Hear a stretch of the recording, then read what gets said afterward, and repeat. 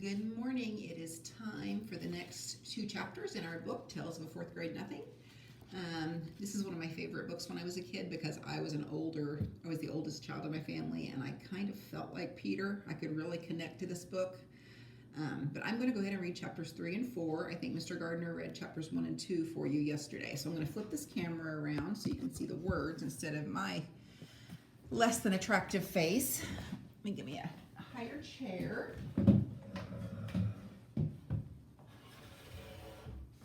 Okay. And bear with me as I get used to reading through the iPad. It's not the easiest thing to do. Chapter 3, The Family Dog. Nobody ever came right out and said that Fudge was the reason my family lost the Juicio account, but I thought about it. My father said he was glad to be rid of Mr. Yarby. Now he could spend more time on his other clients, like the Title Bike Company. My father is in charge of their new TV commercial. I thought maybe he could use me in it since I know how to stand on my head, but he said he wasn't planning on having any headstanders in the commercial. My grandma taught me how to stand on my head when I spent the night at her house. I can stay up for as long as 3 minutes. I showed my mother, my father, and Fudge how I can do it right in the living room. They were all impressed, especially Fudge. He wanted to do it too. So I turned him upside down and tried to teach him, but he always tumbled over backwards. Right after I learned to stand on my head, Fudge stopped eating. He did it suddenly. One day he ate fine, and the next day, nothing. No eat, he told my mother. She didn't pay too much attention to him until the third day. When he still refused to eat, she got upset. You've got to eat, Fudge, she said. You want to grow up and be big and strong, don't you? No, Grow, Fudge said.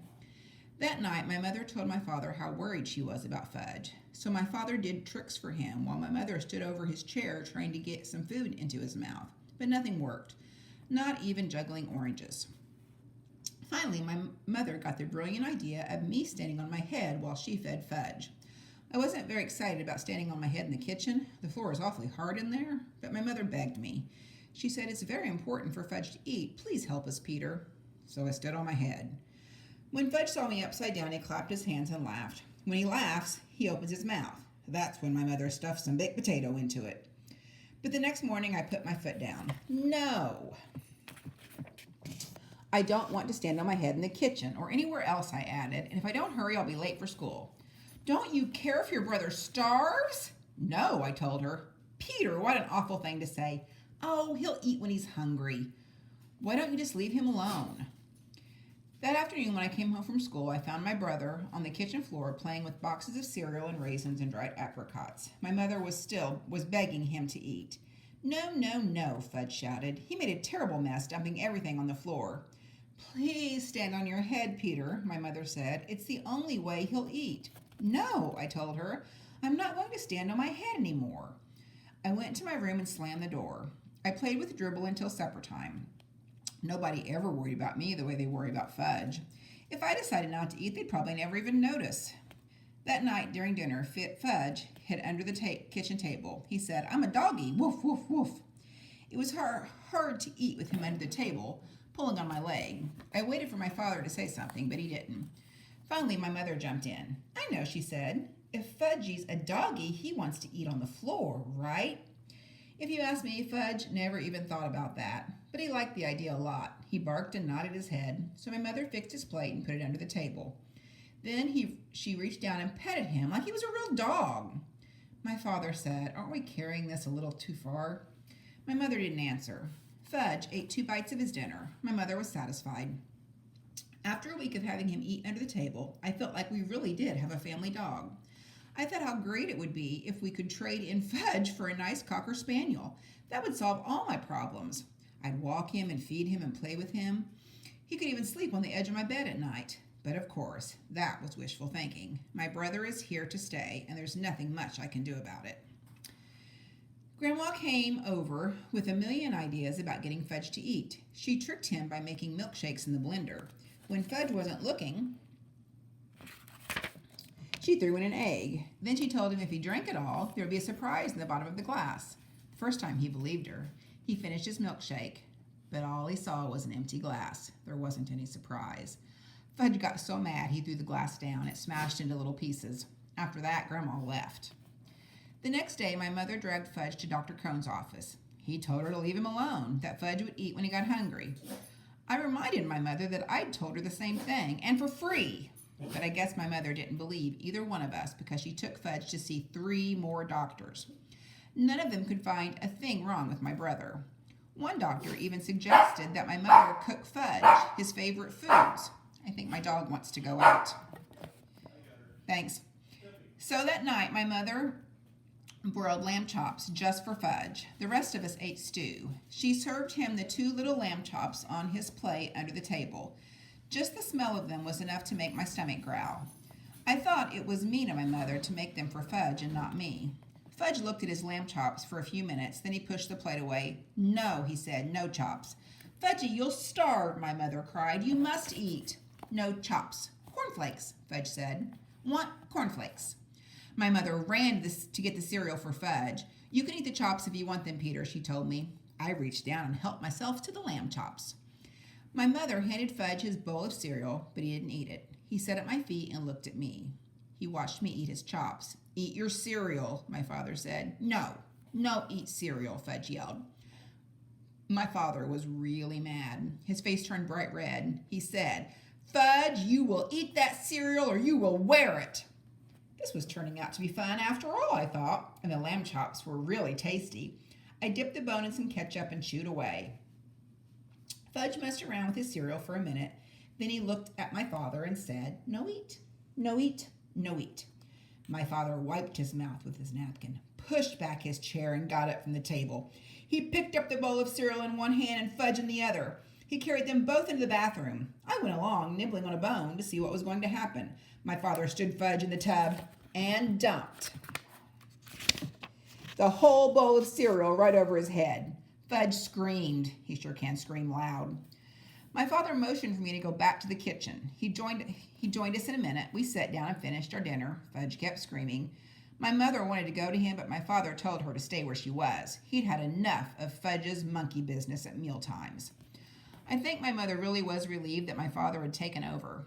For once, my brother got what he deserved, and I was glad. The next day, Fudge sat at the table again, in his little red booster chair where he belongs. He ate everything my mother put in front of him. No more doggy, he told us. And for a long time after that, his favorite expression was, "Eat it or wear it." Chapter 4, My Brother the Bird. We live near Central Park. On nice days, I like to play there after school. I'm allowed to walk over by myself as long as I'm going to be with friends. My mother doesn't want me hanging around the park alone. For one thing, Jimmy Fargo has been mugged 3 times. Twice for his bicycle and once for his money. Only he didn't have any to give the muggers. I've never been mugged, but sooner or later I probably will. My father told me what to do. Give the muggers whatever they want and try not to get hit on the head. Sometimes after you're mugged, you get to go to the police headquarters. You look at a bunch of pictures of crooks to see if you can recognize the guys that mugged you. I think it would be neat to look at all those pictures. It's not that I want to get mugged, because that could be really scary. It's just that Jimmy Fargo's always talking about his visits to police headquarters. My father got mugged once on a subway by 2 girls and a guy. They took his wallet and his briefcase. He still travels around by subways, but my mother doesn't. She sticks to buses and taxis. Both my mother and father are always warning me never to talk to strangers in the park, because a lot of dope pushers hang around there. But taking dope is even dumber than smoking, so nobody's going to hook me.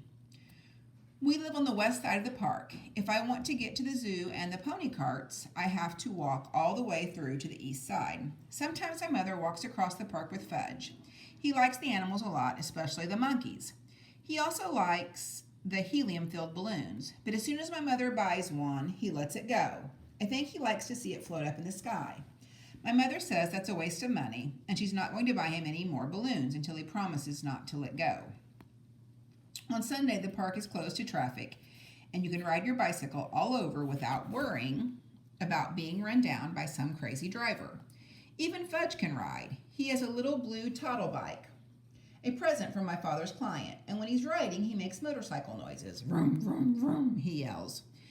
In the fall, the leaves turn darker and drop off the trees. Sometimes there are big leaf piles on the ground, and it's fun to jump around in them. I never saw bright red, yellow, and orange leaves until the day my father took us for a drive in the country. The reason the leaves don't turn bright colors in New York is the air pollution. And that's too bad because yellow and orange and red leaves look really neat. One nice sunny afternoon, I called for Jimmy Fargo and we went to the park. Jimmy is the only kid on my block who's in my class at school, unless you count Sheila, and I don't. She lives in my building on the 10th floor. Henry, the elevator operator, is always making jokes about me and Sheila. He thinks we like each other. The truth is, I can't stand her. She's a real know-it-all, but I've discovered that most girls are. Hey, I don't think so. The worst thing about Sheila is the way she's always trying to touch me. And when she does, she yells, "Peter's got the cooties, Peter's got the cooties." I don't believe in cooties anymore. When I was in 2nd grade, I used to examine myself to see if I had them, but I never found any. By 4th grade, most kids give up on cooties, but not Sheila. She's still going strong, so I have to keep a safe distance from her. My mother thinks Sheila is the greatest. She's so smart, my mother says, and someday she's going to be a real beauty. Now that's the funniest, because Sheila looks a lot like the monkeys that Fudge is so crazy about. So maybe she'll look beautiful to some ape, but never to me. Me and Jimmy have this special group of rocks where we like to play when we're in the park. We play secret agent up there. Jimmy can imitate all kinds of foreign accents, probably because his father's a part-time actor. When he's not acting, he teaches a class at City College. Today, when we got to our rocks, who would be perched up there but Sheila? She was pretending to read a book, but I think she was just waiting for me and Jimmy to find out what we do when we found her on our special rocks. "Hey, Sheila," I said, "those are our rocks." "Says who?" she says. "Come on, Sheila," Jimmy said, climbing up. "You know me and Peter hang out here." "Too bad for you," Sheila said. "Oh, Sheila," I shouted, "go and find yourself another rock." "I like this one," she said, as if she owned the park. "So why don't you two go find another rock?" Just then, who should come tearing down the path but Fudge. My mother was right behind him, hollering, "Fudgy, wait for Mommy." But when Fudge gets going, he doesn't wait for anybody. He was after some pigeons.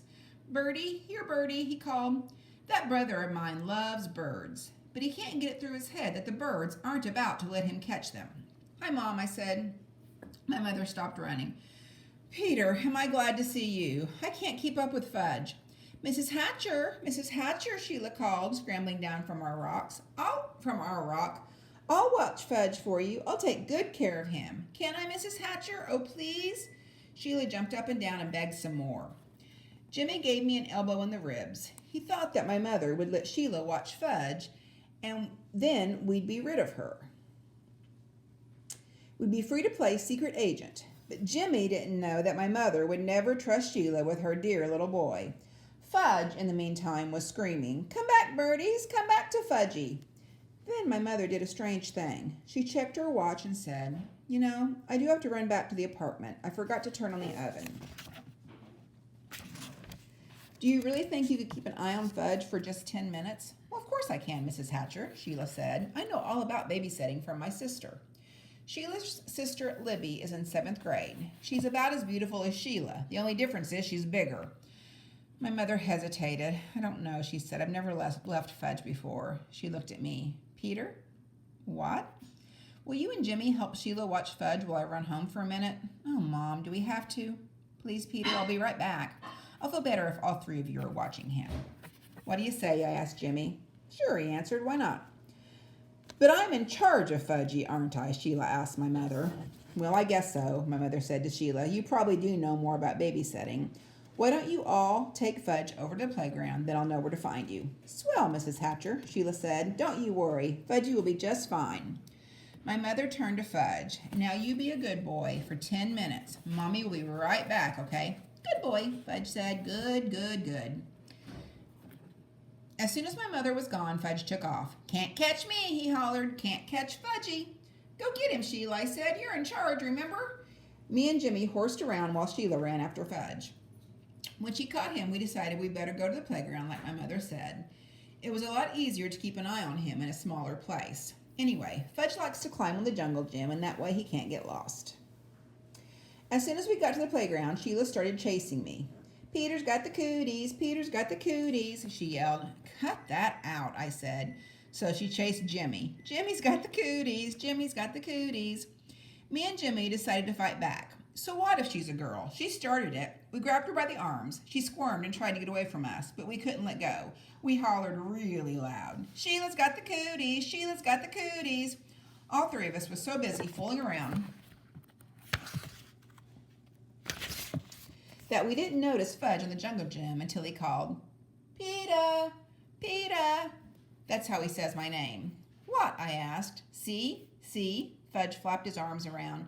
Fudgy's a birdie, Fudgy's a birdie. Fly, birdie, fly. That crazy kid, I thought, running to the jungle gym with Sheila and Jimmy right behind me. But it was too late. Fudge already found out he didn't have wings. He fell to the ground. He was screaming and crying, and his face was a mess of blood. I couldn't even tell where the blood was coming from at first. Then Jimmy handed me his handkerchief. I don't know how to clean it, but it was better than nothing. I mopped some blood off Fudge's face. Sheila cried, It wasn't my fault, honest, it wasn't. Oh, shut up, I told her. He's really a mess, Jimmy said, inspecting Fudge, and his teeth are gone too.